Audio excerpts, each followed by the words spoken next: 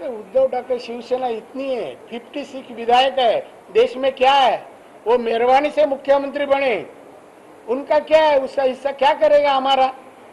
उनके भी अभी सांसद भी है ना, वो हमारे मोदी साहब के आशीर्वाद से है। अभी हम लोग बाजू में हट जाएंगे, 5 नहीं आएंगे, 5 हम पहुंच गए, कोई शिवसैनिक नहीं दिखाई दिया, उद्धव ठाकरे भी दिखाई नहीं दिया कि आप पवित्र मेरा पिताजी का स्मारक कर रहे, हम जाके रोकेंगे। मैं होता तो खड़ा होता था उधर, नहीं आने का।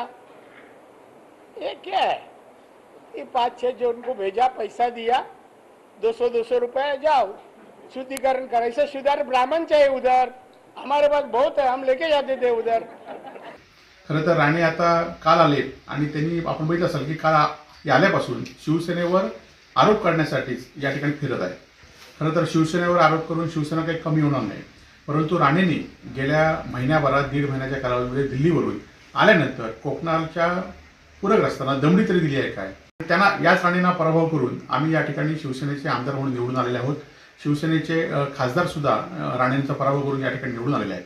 त्यामुळे या कोकणातील जनतेचा आशीर्वाद राणेंना याआधी मिळाला नाही आणि यापुढच्या काळात सुद्धा मिळणार नाही।